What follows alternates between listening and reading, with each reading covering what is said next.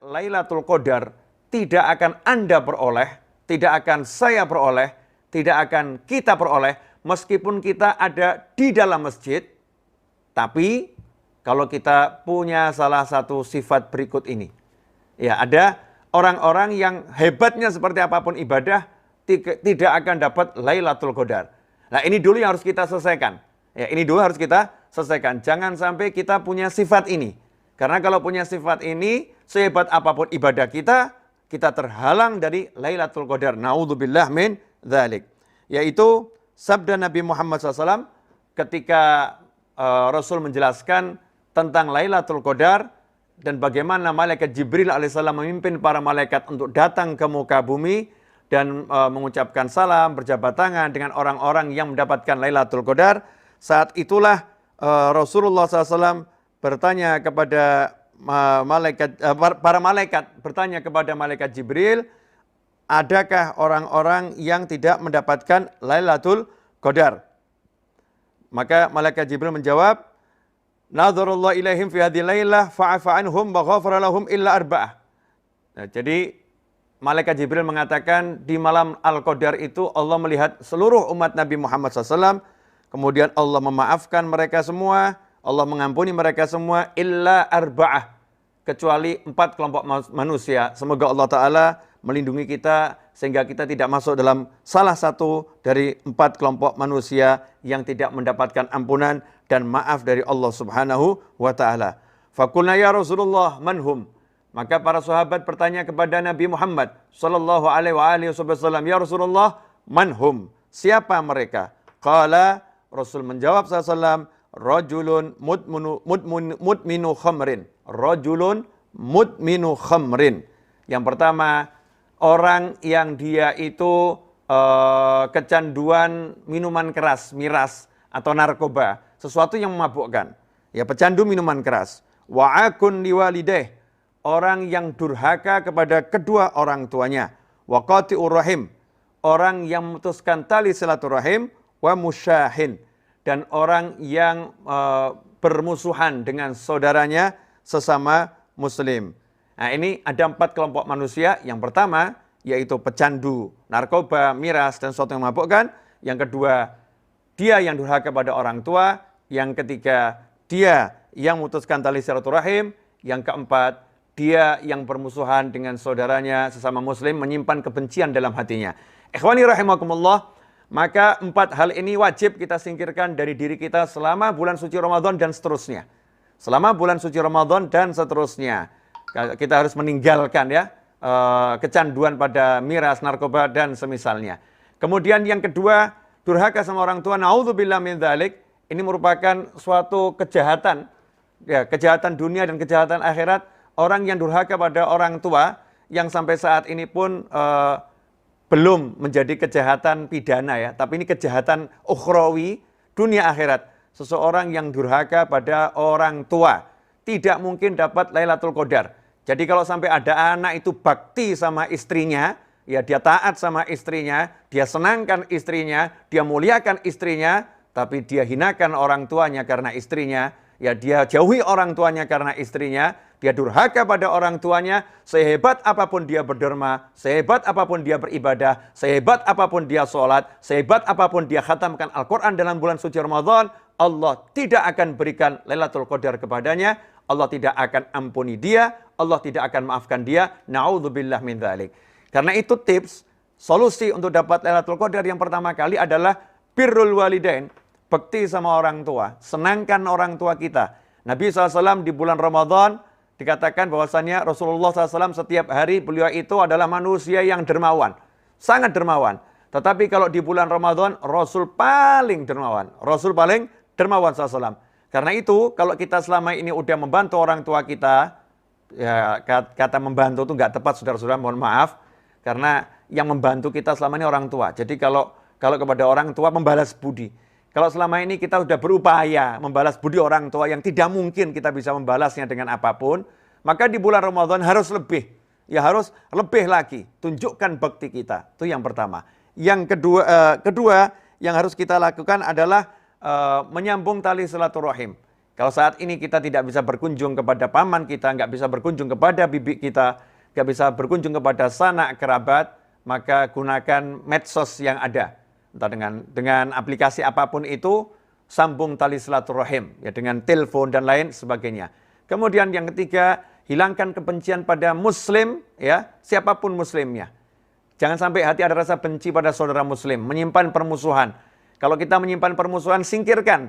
Mana yang mau kita pilih? Kehilangan Lailatul Qadar atau kehilangan musuh? Nah, kalau kehilangan musuh jelas bahagia. Kehilangan Lailatul Qadar jelas celaka.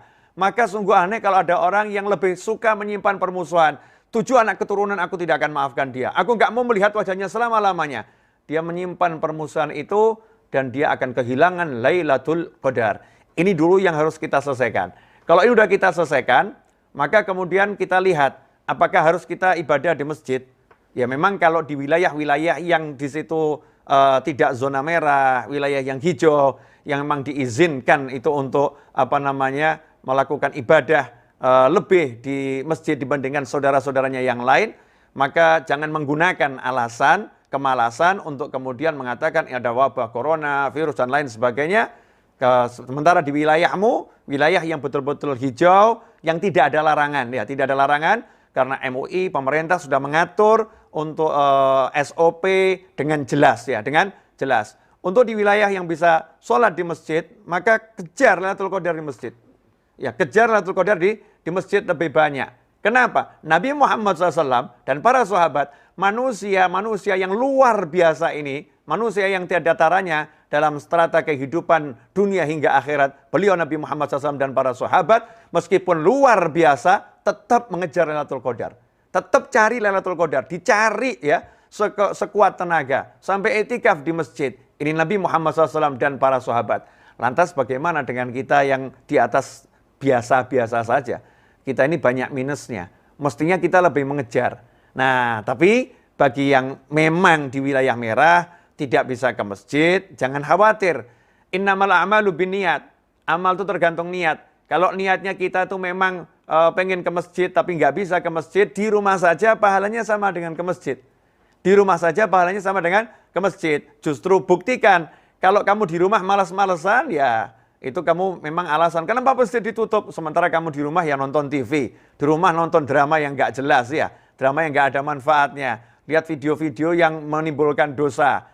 Memperbanyak main game. Ya ini semua hal yang nggak ada manfaatnya. Nah kalau kamu di rumah seperti itu, meskipun masjid dibuka, ya kamu juga akan males. Saya juga akan males. Kita akan males. Kita justru mengukur nih saat ini. Saat di rumah saja nih Allah melihat kita. Kamu ibadah enggak sih? Ya, kamu menghargai Ramadan enggak sih? Karena di rumah ya Ramadan, di jalan ya Ramadan, di masjid ya Ramadan. Karena itu ikhwani rahimakumullah, manfaatkan waktu di rumah saja untuk memperbanyak ibadah.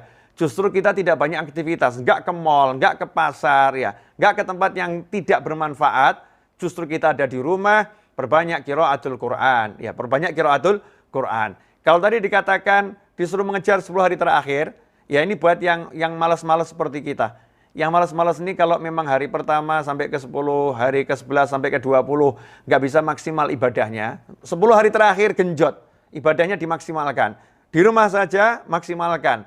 Al-Quran lebih banyak dibaca, kemudian zikir diperbanyak, sholat juga diperbanyak. Tetapi bukan berarti kita disuruh ibadah hanya di 10 hari terakhir bulan Ramadan. Kapanpun di bulan Ramadan kita disuruh banyak ibadah. Walaupun Lailatul Qadar itu malam, siangnya juga ibadah. Imam Syafi'i rahimahullah, beliau itu kalau bulan suci Ramadan, setiap hari minimal khatam Al-Quran 2 kali. 1 di siang hari, 1 di malam hari, dan semuanya di dalam sholat sunnah. Yang siang dalam sholat sunnah, malam dalam sholat sunnah. Beliau tidak membedakan antara siang hari Ramadan dan malam hari Ramadan.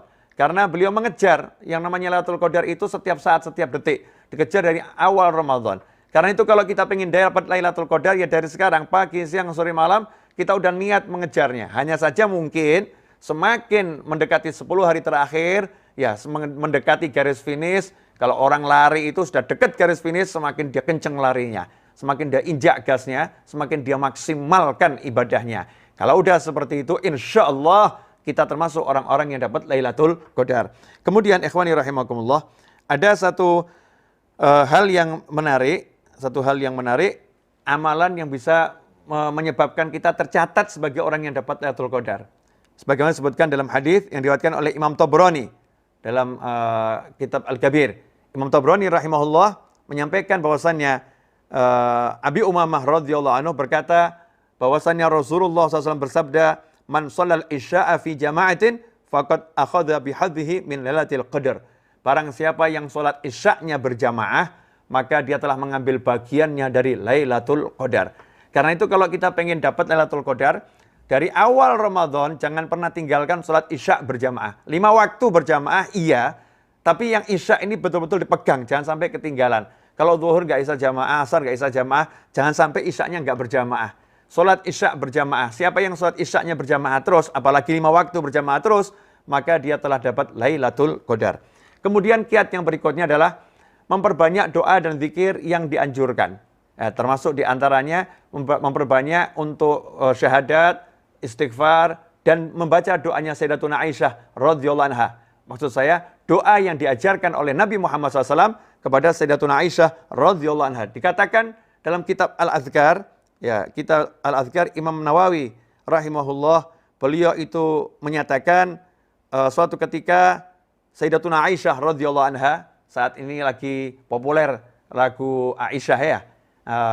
Ini mengenang sekali Sayyidatuna Aisyah radhiyallahu anha, istri yang sangat dicintai oleh Nabi Muhammad SAW, putri Sayyidina Abu Bakar As-Siddiq radhiyallahu anhu, wanita yang luar biasa ini, cerdasnya luar biasa, bertanya pada Nabi Muhammad SAW, dan pertanyaan beliau ini melegakan kita semua, karena ini tips yang luar biasa yang bisa kita pakai setiap saat dan setiap malam-malam Ramadan.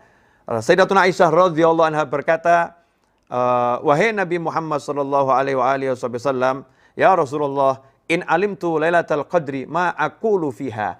Duhai Rasulullah SAW, kalau saya tahu Lailatul Qadar itu malam keberapa, ya, atau di malam apa Lailatul Qadar itu, saya ketemu, saya tahu, apa yang harus aku baca di malam itu?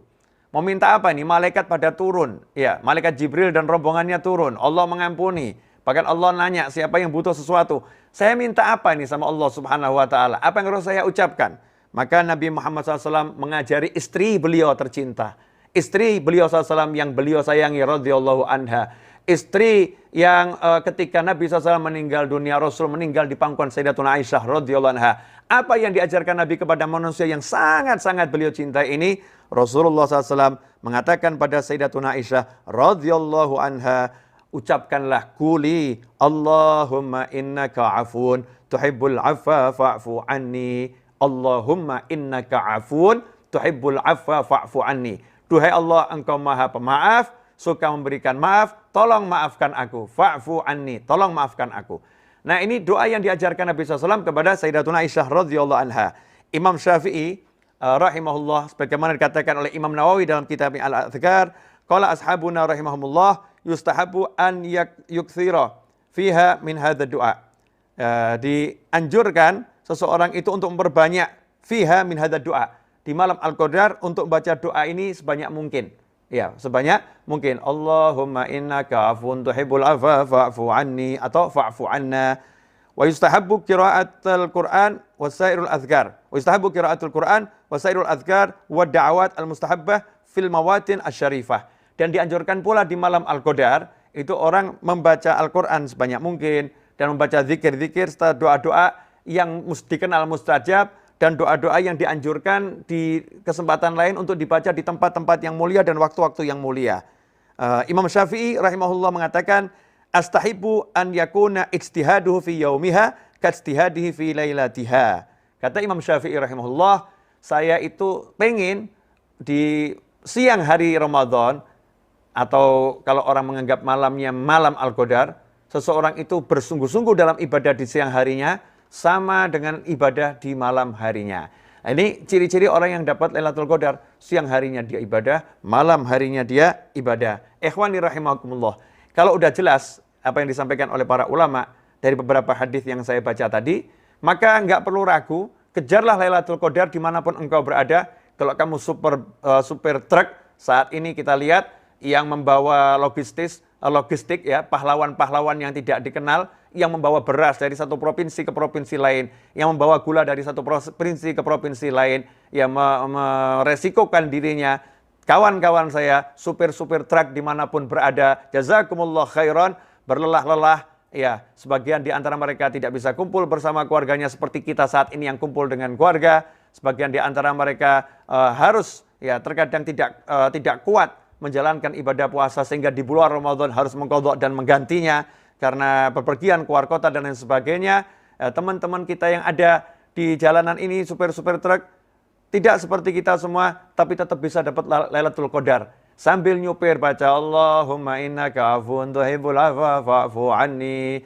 Zikir dimanapun bisa. Atau Anda yang bertugas sebagai TNI Polri, dimanapun Anda berada, Anda bisa mendapatkan Lailatul Qadar. Dan kawan-kawan yang harus masuk kantor karena memang tugas tidak bisa ditinggalkan karena pejabat yang menjabat di instansi yang dibutuhkan untuk masuk, misalnya di rumah sakit pemerintah, dia menjadi perawat di sana, maka dimanapun Anda berada, Anda tidak di masjid, Anda tidak di mushola, Anda tidak dilanggar, Anda bisa mendapatkan Lailatul Qadar. Yang di rumah saja bisa mendapatkan Lailatul Qadar. Lailatul Qadar bukan masalah tempat. Lailatul Qadar bukan masalah tempat, tapi Lailatul Qadar masalah hatimu, fisikmu kepada Allah Subhanahu wa taala. Bagaimana hati dan fisikmu ini, taat atau tidak, semangat atau tidak, ngejar atau tidak. Ikhwani rahimakumullah, karena itu kita niatkan, kita mengejar Lailatul Qadar dengan ibadah zahiran wa batinan, siang dan malam hari, dimanapun kita berada.